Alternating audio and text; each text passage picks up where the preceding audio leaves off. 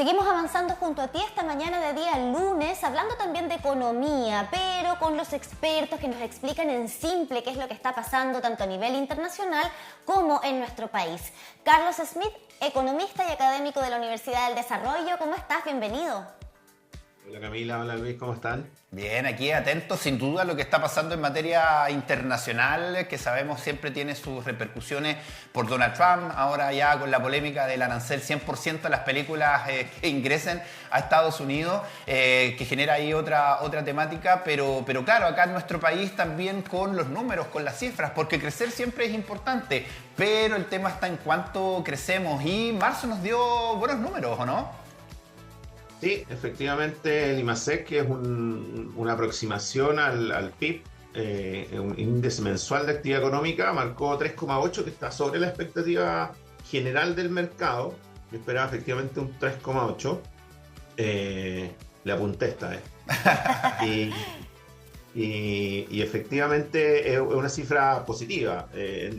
Recordemos que el mes anterior, digamos, esto es marzo, el mes febrero había sido negativa, menos 0,1%, pero en la suma del primer trimestre la economía, y ese dato lo va a entregar con más precisión el Banco Central en la próxima semana o en 2 semanas más, seguramente crecimos al 2%. El 2% es lo esperado. Esta cifra, si bien habían menores expectativas por la cifra de febrero, esto vuelve a un poco a enrielarnos en este 2%. El ministro Marcel dice que vamos a crecer al 2,5 este año. Yo creo que va a ser menos. Va a depender un poco de lo que pase afuera. Ahora, particularmente en esta cifra del IMASEC, hay buenos números. Cuando uno lo compara, porque hay dos formas de compararlo. Uno puede comparar el mismo mes con respecto al año anterior, al 2024, o también respecto al mes anterior. O sea, ¿qué pasó entre febrero y marzo? Y cuando uno lo mira con respecto al año anterior, uno tiene un crecimiento muy grande en comercio. Eso quiere decir que uno puede entender de que el comercio ha ido mejorando porque hay menores tasas de interés. Eso ayuda al comercio, entonces hay un crecimiento casi de un 9% respecto al mismo mes del año anterior. La industria manufacturera también creció un 6,1%, la minería un 4,3%, los servicios 2,7%, un poquito más flojo en ese sentido. Pero cuando miramos respecto al mes anterior, a febrero, la minería es la que más crece, un 6%, el comercio solo un 0,3%, o sea, ya venía muy bien en febrero, recordemos particularmente, bueno, es un mes de vacaciones, ¿no es cierto?, donde el comercio le va mejor. También hay un fuerte pulso de los argentinos, ¿no es cierto?, que completaban aquí los malls. Y una caída, sí, de la industria manufacturera respecto al mes anterior. Entonces, mirando hacia adelante, uno dice, bueno, lo más probable es que crezcamos a más o menos a esas tasas, al 2 algo. La verdad es que si es 2,2, no hace mucho la diferencia. Y vamos a depender mucho de lo que pase, como tú decías al principio, Luis, respecto a lo que haga Trump. Y eso es bien difícil de saber qué va a pasar. Ahora, ¿qué lectura tiene? Porque generalmente cuando hablamos de estos índices nos enfocamos en los servicios. Ahora no, ahora el foco se fue a la producción de bienes. ¿Qué lectura tiene eso? Que sea la producción de bienes hoy día la que ha destacado por su crecimiento versus los servicios. A ver, lo que pasa es que es una economía que está creciendo en la producción. En general, el año pasado crecimos, este año seguramente vamos a volver a crecer y uno debiera esperar que esa producción, esa mayor demanda se traduzca en mayor producción. Ahora, no hay mucha expectativa, el 2% no es muy bueno, o sea, de hecho es bastante mediocre crecer al 2%, es como nuestra capacidad, nosotros tenemos que crecer más, más si el impulso externo no está muy fuerte. Entonces, si eso no es así, digamos, si Estados Unidos no crece mucho, si China no crece mucho, necesitamos crecer internamente, y esa demanda interna es la que en general consume bienes y también servicios, pero el servicio ha estado bastante flojo y yo creo que ahí es donde estamos hablando de servicios financieros, por ejemplo, ahí está educación, ese tipo de cosas, digamos, la salud, todo eso está en servicio.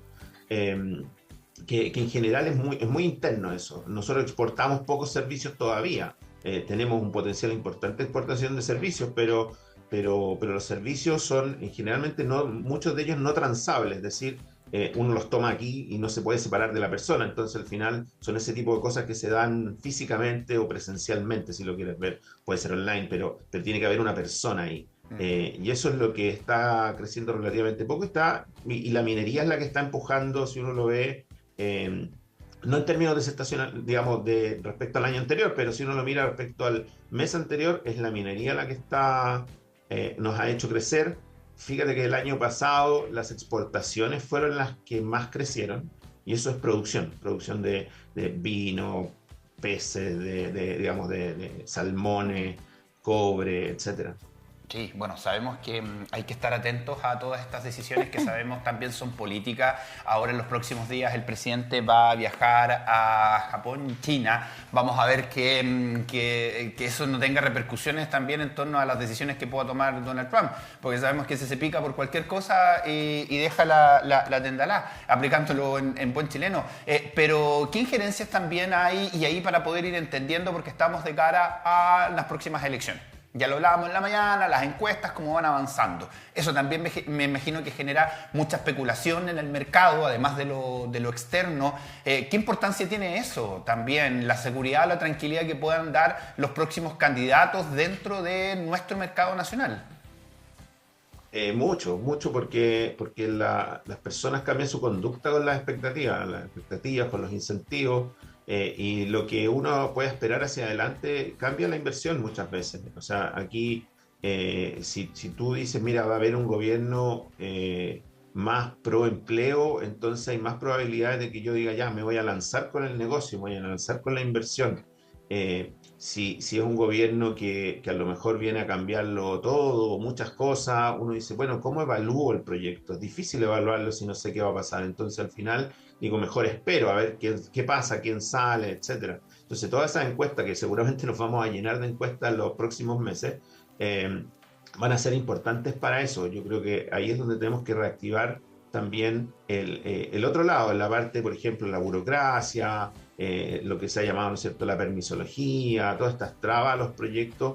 Yo creo que hay que empezar a destrabarlos, empezar a generar incentivos a la inversión, y sin duda que la política siempre, esto va a pasar siempre que haya elecciones, que vamos a ver estas, y más cuando esté además medio peleada la cosa, más incertidumbre te genera. Entonces, y con lo que está pasando afuera, se hace muy necesario tener ciertas certezas internas, y yo creo que tenemos que trabajarlas en conjunto. O sea, no, aquí podemos caminar y masticar chicle al mismo tiempo. Entonces necesitamos, con las elecciones no hay mucho que hacer, digamos, eso va a seguir su curso, pero hay otras cosas que tenemos que hacer, creo yo, para poder darle más crecimiento a esta economía, que necesitamos crecer más, definitivamente. O sea, el Estado hoy en día no tiene mucho espacio para gastar más. Si nos llega a pasar algo, alguien se preguntaba por ahí, oye, ¿qué pasa si llega a pasar algo? Nosotros nos pasan terremotos, aluviones, etcétera.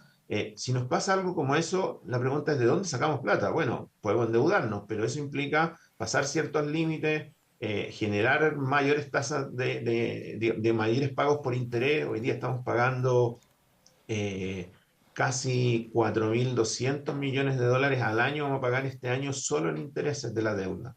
Entonces, eso es mucha plata. Eso son muchos hospitales de alta complejidad que dejamos de construir porque pagamos intereses de la deuda. Entonces, de verdad que necesitamos crecer mucho más.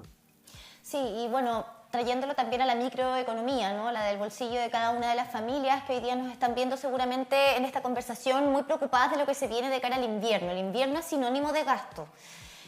Así como marzo es sinónimo también de altos costos, el invierno en general lo es. ¿Cómo enfrentamos este nuevo invierno 2025 a nivel regional? Traigámoslo a nuestra realidad, ¿verdad? Que sabemos tenemos distintos requerimientos, además de lo que pasa en la región metropolitana y en otras ciudades del país. ¿Qué va a pasar para nosotros en la región del Biobío? ¿Qué podemos esperar? ¿Cuáles son los resguardos que debemos tomar?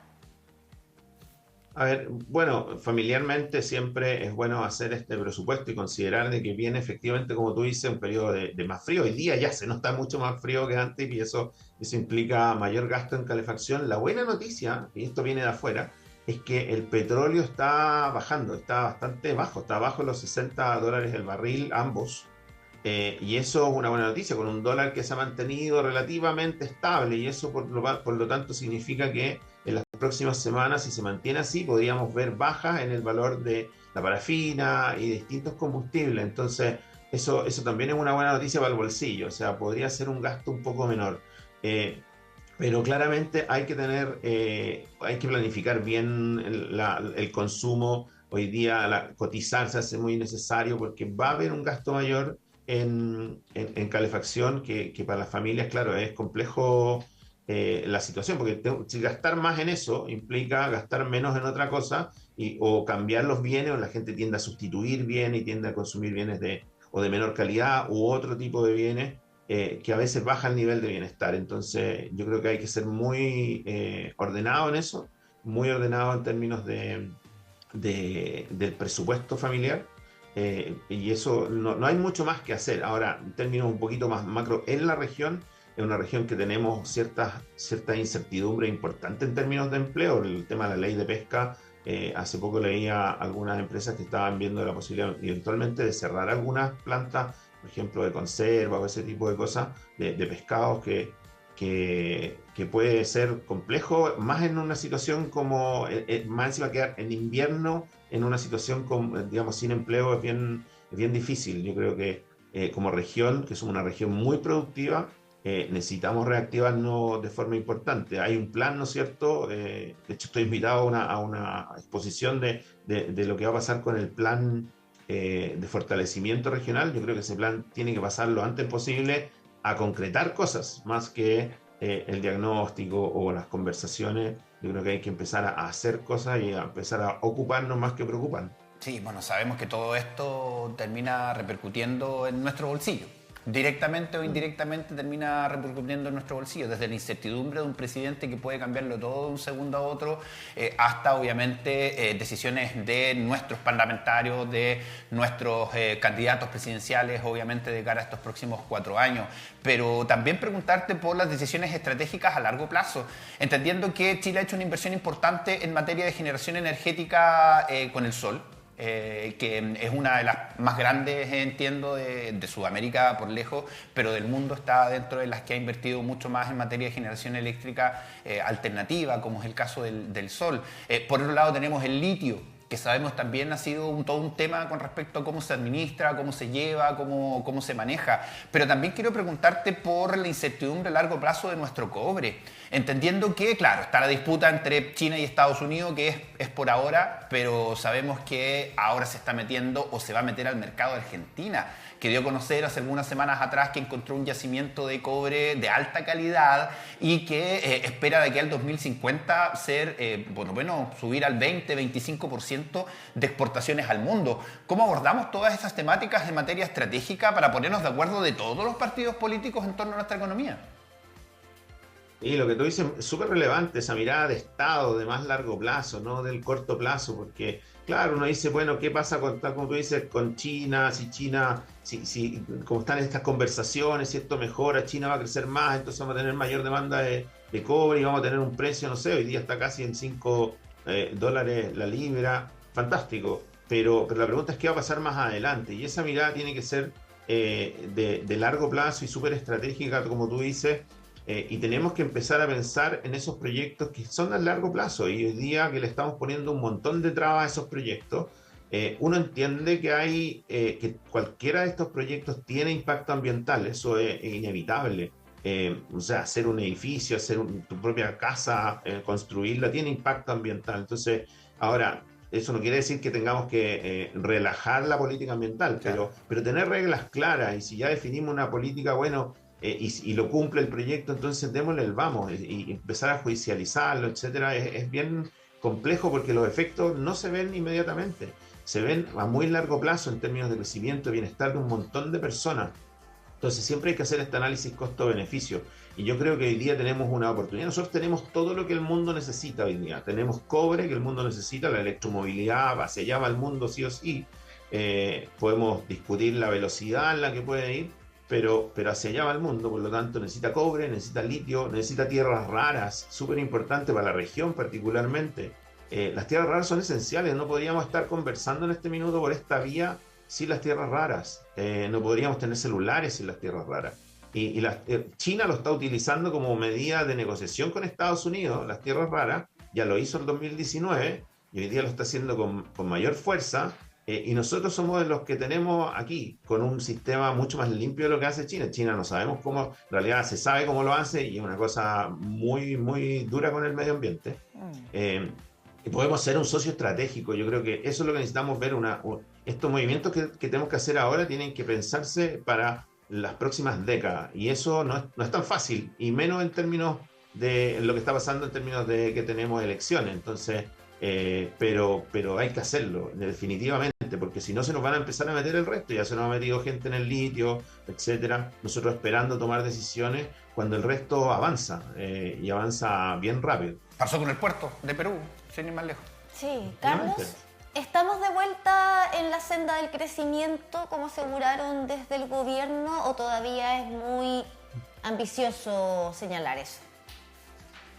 No, es que yo creo que sí, estamos creciendo, y eso nadie lo va a discutir, que este año vamos a volver a crecer. El año pasado crecimos, estaba la discusión si era 2.2, 2.5, la verdad es que eso es bastante marginal. Y ahora también está la misma discusión, vamos a crecer, pero claramente es insuficiente. Si al final eso es lo que importa, si es suficiente, porque lo que estamos diciendo es que pensemos que crecemos al 2%. Si crecemos al 2%, lo que estamos diciendo es que el ingreso per cápita, el ingreso de las personas crece al 2%, pero uno tiene que, para hacerlo per cápita, en realidad lo que tiene que hacer es sacar el crecimiento de la población. Entonces, lo que está diciendo es que tu ingreso, por ejemplo, el ingreso de cada uno de nosotros, independiente cuál sea, va a crecer alrededor de, digámosle, 1,3, 1,5%. Eso, la pregunta es si cambia la forma en que tú vives. ¿Cambia realmente tu bienestar si en un año tu ingreso crece en un 1,5%? Ponle 2% si quieres. No. Entonces necesitamos crecer más, necesitamos crecer para de verdad mejorar el bienestar de las personas. Cuando nosotros crecíamos al 7%, al 6%, 4,5% por una década en promedio, de verdad que la gente cambió su nivel de bienestar. O sea, lo vemos, la generación de ustedes, mía, vivió mucho mejor que la de sus padres. Eso hoy día ha ido cambiando. Chile era el país donde los jóvenes vivían muchísimo mejor que sus padres en Latinoamérica. Era por lejos el país que más bienestar tenía respecto a sus padres, y eso ha ido cambiando, ya no somos los primeros. Entonces, y eso tiene que ver con el crecimiento. Agrandar la torta es súper importante para que este juego sea un juego de suma positiva y no de suma cero, digamos. De pensar de que si a alguien le fue mejor es porque a otro le fue peor. Lo que necesitamos es que a todos les vaya mejor. Sí, sin duda, y ahí es donde uno espera que empecemos a hablar, como dices tú, de políticas de Estado más que de políticas de gobierno. En 4 años no se puede hacer mucho con estos vaivenes también de la economía. Carlos Smith, académico de la Universidad del Desarrollo, economista, también conversando con nosotros como siempre sobre esto que es tan importante como es la economía. Un abrazo. Un abrazo, que estén muy bien.